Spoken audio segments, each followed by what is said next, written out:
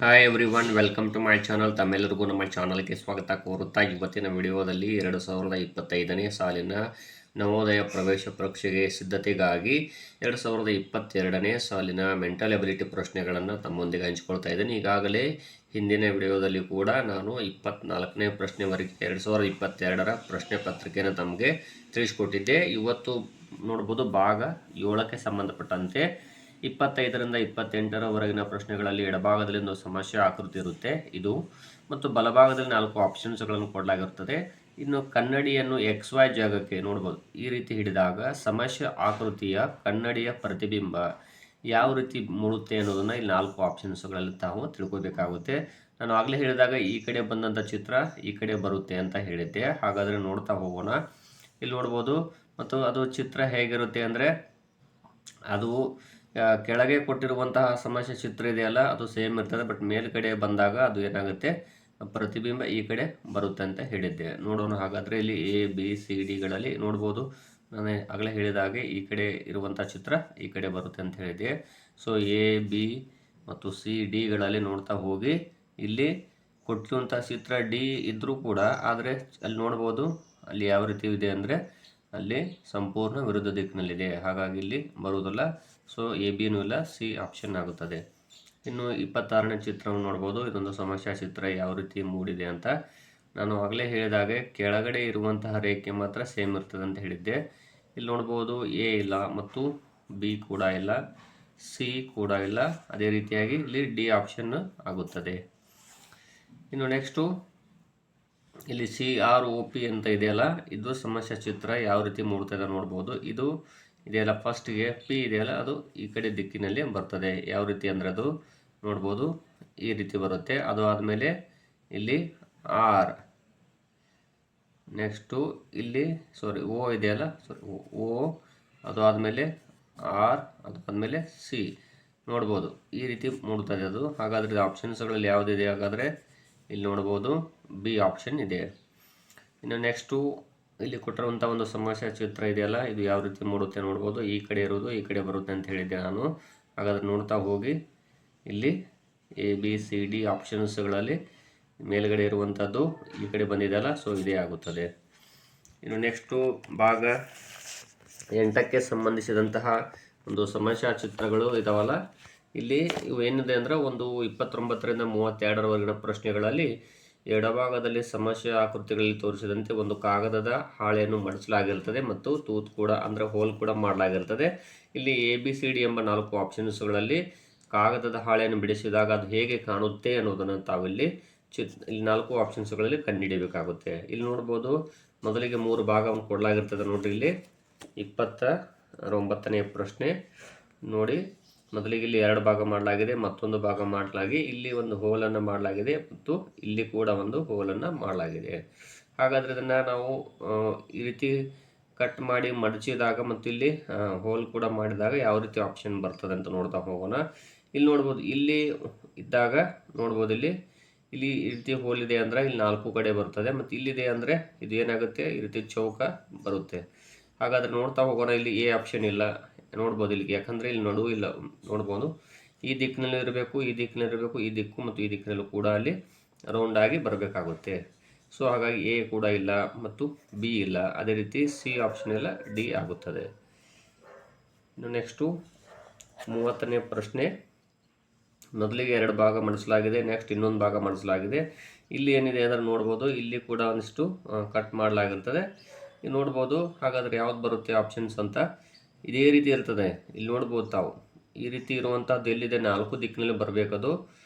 ಆದರೆ ಇಲ್ಲಿ ಕೆಳಗಡೆ ಏನಾಗುತ್ತೆ ಅಂದರೆ ಇಲ್ಲಿ ನೋಡ್ಬೋದು ಅದನ್ನು ಮಡಚಲಾಗಿರ್ತದೆ. ಸೊ ಹಾಗಾದರೆ ನೋಡ್ತಾ ಹೋಗ್ಬೋದು. ಫಸ್ಟಿಗೆ ಈ ರೀತಿ ಗೆರೆನೂ ಬರುತ್ತೆ ಅಲ್ಲಿ 4 ಭಾಗದಲ್ಲಿ, ಆದರೆ ಈ ರೀತಿಯಾಗಿ ಅದು ಪಂಚಿಂಗ್ ಅಂತೀವಲ್ಲ ಆ ರೀತಿ ಇರ್ತದೆ. ಸೊ ಇಲ್ಲಿ A ಇಲ್ಲ, B ಆಪ್ಷನ್ ಕೂಡ ಇಲ್ಲ, ಮತ್ತು Cನೂ ಇಲ್ಲ, ಇದು D ಆಪ್ಷನ್ ಇಲ್ಲ, ಬಟ್ C ಆಪ್ಷನ್ ಇದೆ ನೋಡ್ಬೋದು, ಸೇಮ್ ಇದೆ.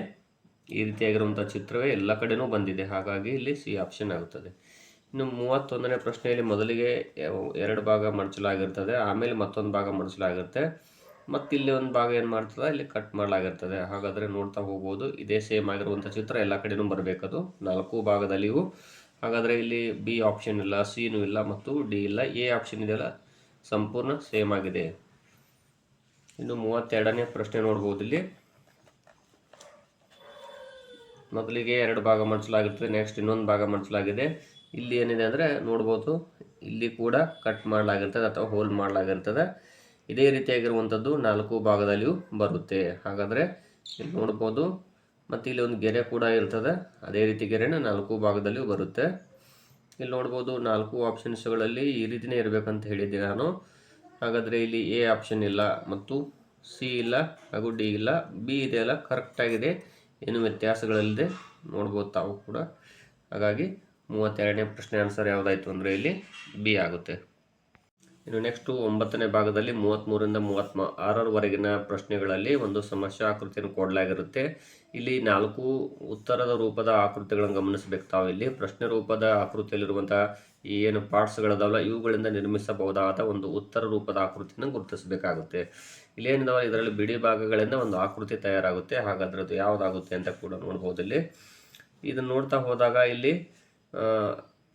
ಇದರ ಭಾಗಗಳು ಇರಬೇಕಿಲ್ಲಿ. ಆದರೆ ನೋಡ್ಬೋದು ಇಲ್ಲೊಂದು ಭಾಗ ಇದೆ, ಬಟ್ ಇಲ್ಲಿ ಇರುವಂಥ ಭಾಗಗಳ ಇಲ್ಲ ಅಷ್ಟು. ಸೊ ಎ ಇಲ್ಲ, ಬಿ ಇಲ್ಲ. ಬಟ್ ಸಿ ಆಪ್ಷನ್ಗಳಲ್ಲಿ ನೋಡ್ಬೋದು, ಇಲ್ಲೊಂದು ಭಾಗ ಇದೆ ನೋಡ್ಬೋದು.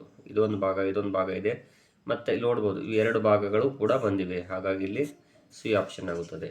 ಇನ್ನು ಇದು ನೋಡ್ಬೋದು, ಇಲ್ಲಿ 3 ತ್ರಿಭುಜಗಳಿದಾವೆ. ಇದರ ಭಾಗಗಳು ಎಲ್ಲಿ ಬಂದಾವಂತ ನೋಡ್ತಾ ಹೋಗೋಣ. ನೋಡಿ, ಇಲ್ಲಿ ಎ ಆಪ್ಷನಲ್ಲಿ ಬಂದಿಲ್ಲ.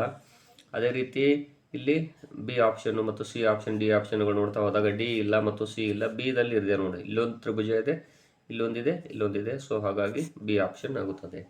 ನೆಕ್ಸ್ಟ್ 35ನೇ ಪ್ರಶ್ನೆ ನೋಡ್ಬೋದು. ಇದೇ ರೀತಿಯಾಗಿರುವಂತಹ ಆಕೃತಿ ಎಲ್ಲಿದೆ ಅಂತ. ಇಲ್ಲಿ ಎದಲ್ಲಿ ಇಲ್ಲ, ಬಿ ಇಲ್ಲ ಮತ್ತು ಸಿ ಆಪ್ಷನ್ ನೋಡ್ಬೋದು. ಸಿದಲ್ಲಿ ಕೂಡ ಇಲ್ಲ, ಬಟ್ ಡಿದಲ್ಲಿದೆ. ಹಾಗಾಗಿ ಇಲ್ಲಿ ಡಿ ಆಪ್ಷನ್ ಆಗುತ್ತದೆ.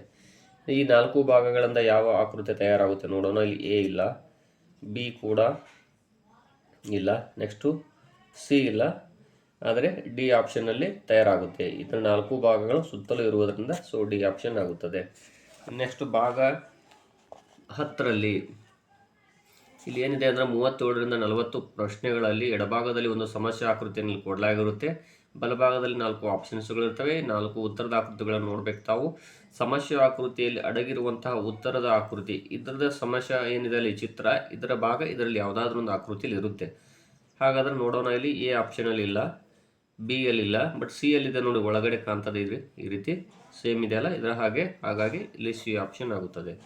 ಇನ್ನು ಇಲ್ಲಿ ನೋಡ್ಬೋದು ತಾವು ಕೂಡ ಇದರ ಆಕೃತಿ ಎಲ್ಲಿದೆ ಅಂತ ನೋಡ್ತಾ ಹೋಗಿ. ಹಾಗಾದರೆ ಇಲ್ಲಿ ಬಿ ಇಲ್ಲ, ಸಿ ಇಲ್ಲ ಮತ್ತು ಡಿ ಇಲ್ಲ. ಎದಲ್ಲಿದೆ ನೋಡಿ, ಒಳಗಡೆ ಕಾಣ್ತದಲ್ಲ ಇದು ಭಾಗ, ಇದೊಂದು ಹೋಲ್ ಮತ್ತು ಇನ್ನೊಂದು ಗೆರೆ ಇದೆಯಲ್ಲ. ಸೊ ಎ ಆಪ್ಷನ್ ಆಗುತ್ತದೆ. ಇನ್ನು 39ನೇ ಪ್ರಶ್ನೆ ನೋಡ್ತಾ ಹೋಗ್ಬೋದು. ಇದೇ ರೀತಿಯಾಗಿರುವಂತಹ ಆಕೃತಿ. ಸೊ ಎ ಇಲ್ಲ. ಅದೇ ರೀತಿಯಾಗಿ ಇಲ್ಲಿ ನೋಡ್ಬೋದು ಡಿ ಆಪ್ಷನ್ ಕೂಡ ಇಲ್ಲ, ಸಿನೂ ಇಲ್ಲ, ಬಟ್ ಬಿ ಆಪ್ಷನಲ್ಲಿದೆ ನೋಡ್ಬೋದು. ಇಲ್ಲಿದೆಯಲ್ಲ ಈ ಭಾಗ ಹಿಡ್ಕೊಂಡು ಈ ಗೆರೆ ಇದೆಯಲ್ಲ ಅದು, ಮತ್ತು ಇದೊಂದು ಭಾಗ. ಹಾಗಾಗಿ ಇಲ್ಲಿ ಬಿ ಆಪ್ಷನ್ ಆಗುತ್ತದೆ.